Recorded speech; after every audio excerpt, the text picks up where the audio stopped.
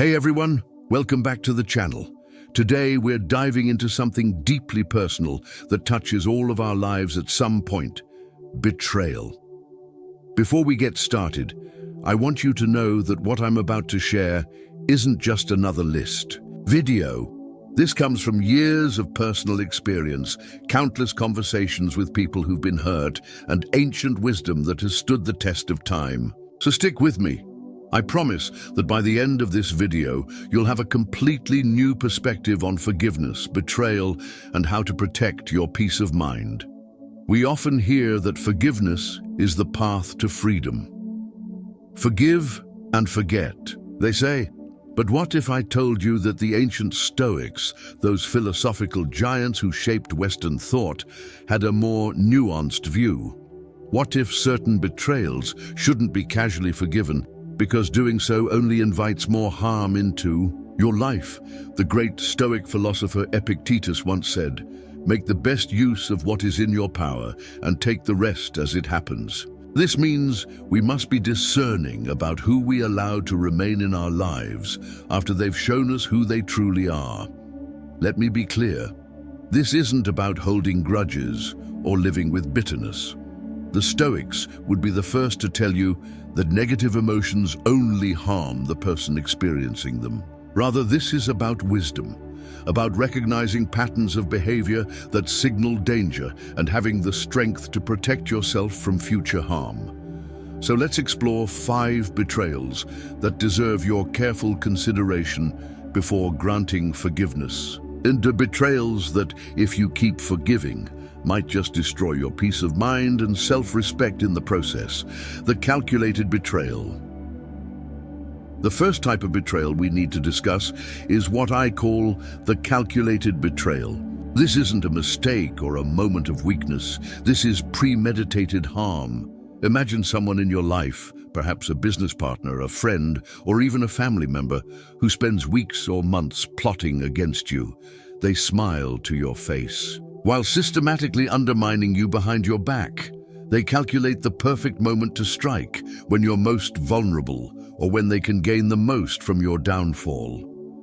The ancient Stoic Seneca wrote extensively about betrayal, noting that it is more civilized to make fun of life than to bewail it. But he also warned us to be cautious with those who have shown themselves to be untrustworthy.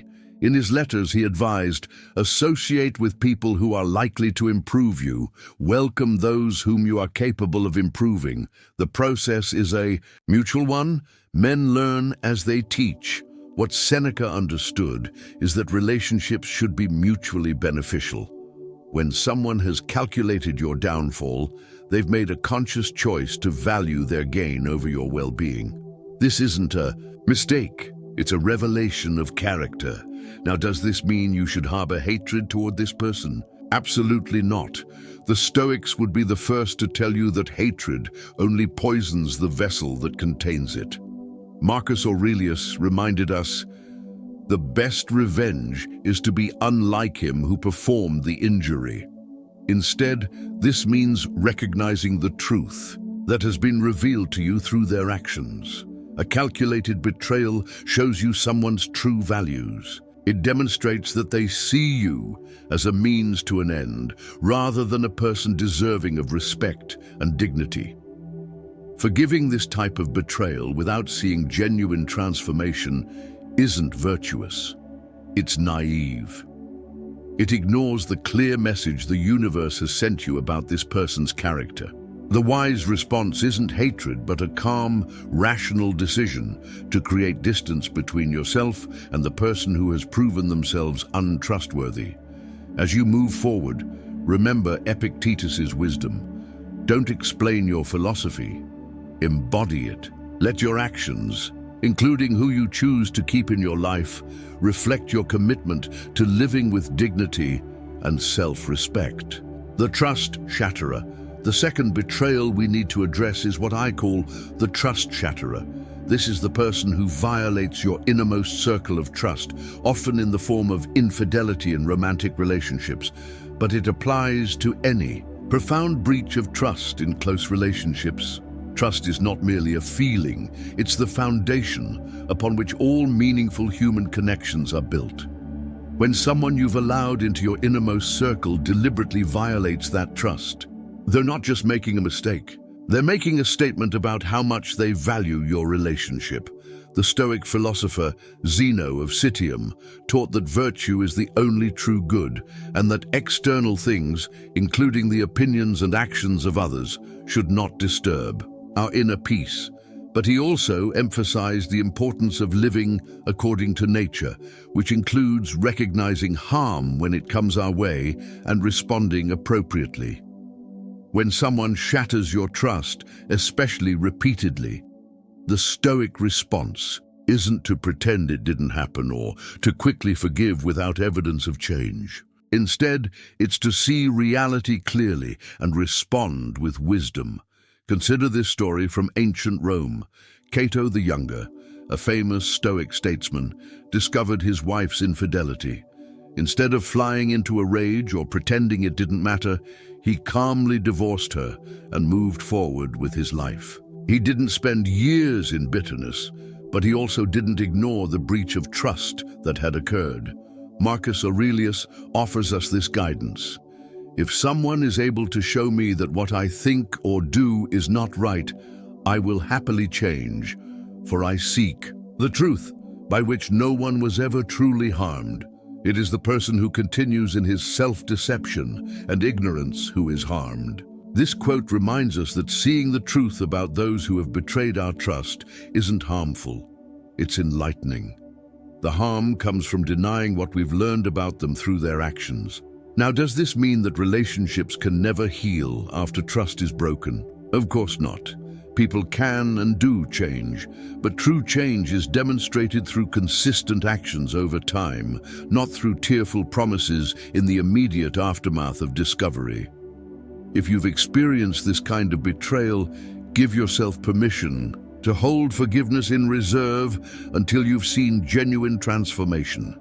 As Epictetus said, first say to yourself what you would be, and then do what you have to do. Be someone who values themselves enough to require real change before reinstating trust. That's not cruelty, it's wisdom. The abandoner, the third betrayal that deserves your careful consideration, is what I call the abandoner, the person who leaves you when you need them most. We all face moments of crisis in our lives: serious illness, grief, financial hardship, or personal failure. These moments reveal not just our own character, but the character of those around us. Some people step up during these times, showing you sides of their loyalty and compassion you never knew existed. Others, the abandoners, disappear precisely when their presence would matter most. The Stoic philosopher Epictetus, who began his life as a slave and suffered greatly, had profound insights on this matter. He said, "Make it your study, then, to confront every harsh impression with the words, 'You are but an impression, and not at all what you seem to be.'" When someone abandons you in your time of need, the impression might be that you are unworthy of support. The truth is that their absence speaks to their character, not your value. Consider this: when someone shows you they cannot or will not stand by you during difficult times, they're giving you valuable information about the role they should play in your life moving forward. This doesn't mean you should hate them. Hate would only burden you further, but it does mean you should be cautious about relying on them in the future. Seneca, who faced exile and numerous personal hardships, wrote, "Difficulties strengthen the mind as labor does the body." The abandonment you've experienced, while painful, has shown you something true about the people in your life that you needed to know. I'll share a personal story here. Years ago, I went through an incredibly difficult period where everything seemed to fall apart simultaneously. Health issues, financial problems, and family crises all converged. People I had considered close friends suddenly became too busy to return my calls. Meanwhile, acquaintances I barely knew stepped up with remarkable generosity and support. This experience was painful, but invaluable. It showed me who belonged in my inner circle and who belonged at the periphery of my life. I didn't cut the abandoners out with anger. I simply reorganized my expectations and my emotional investments based on what I had learned.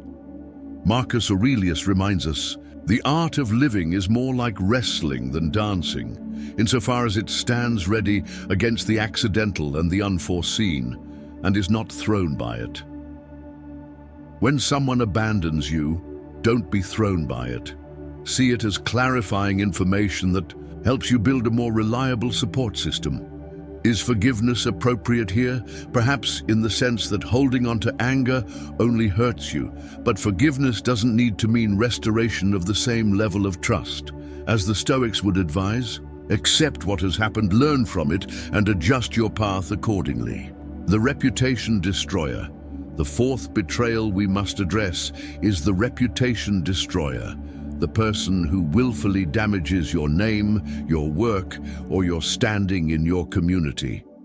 Your reputation, the way you're perceived by others, might seem like an external that good Stoics shouldn't worry about. But the reality is more nuanced. While we shouldn't be enslaved to others' opinions, our ability to do good work in the world and to have positive impacts often depends partly on how we're perceived. When someone deliberately tarnishes your reputation, spreading lies, misrepresenting your work, or positioning themselves as authorities on your character while painting you in the worst possible light, they're not just hurting your feelings. They're potentially limiting your ability to serve your purpose. Epictetus, always insightful about human nature, said, "If anyone tells you that a certain person speaks ill of you, do not make excuses about what is said of you, but answer, 'He was ignorant of my other faults, else he would not have mentioned these alone.'"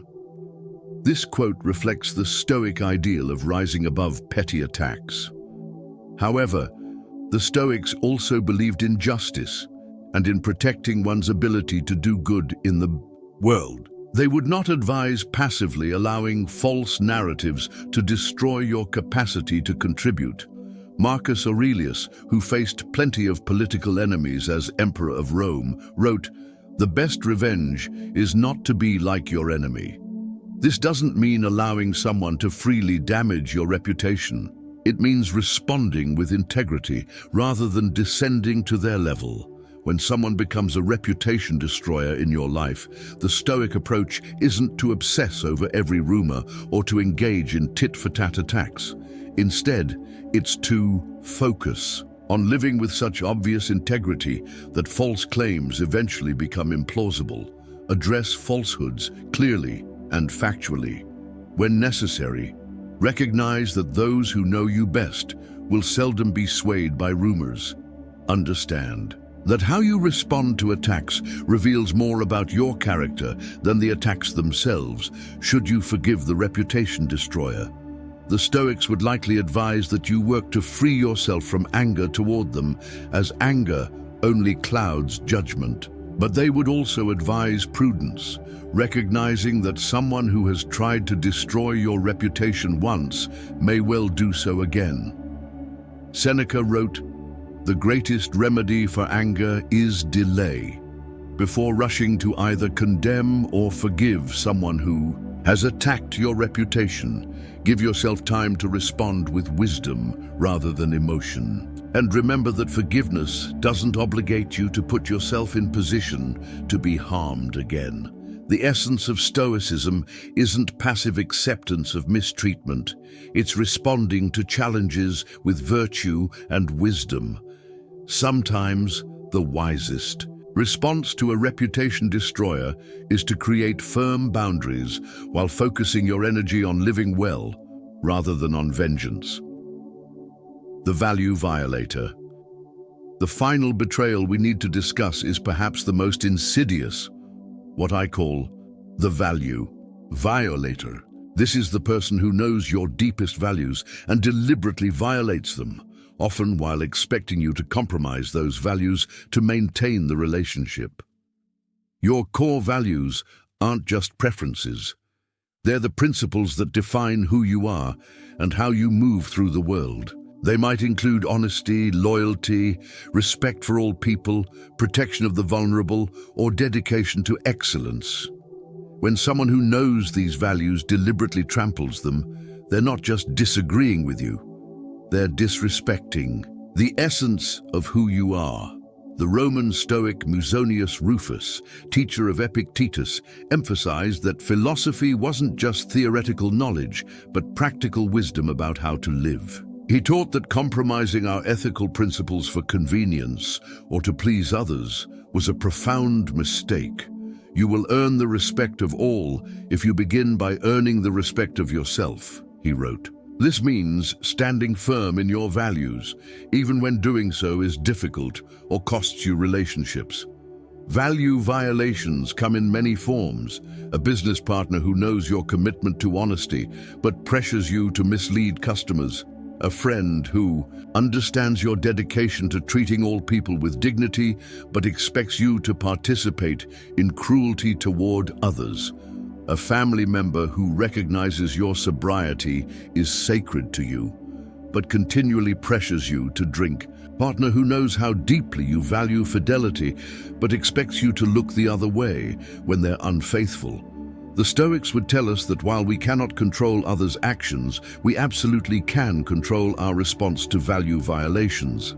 Epictetus famously said, "Make the best use of what is in your power, and take the rest as it happens." You cannot force others to respect your values, but you can refuse to compromise them.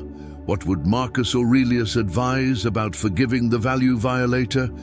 Perhaps we can find guidance in his words. The best way to avenge yourself is to not be like that.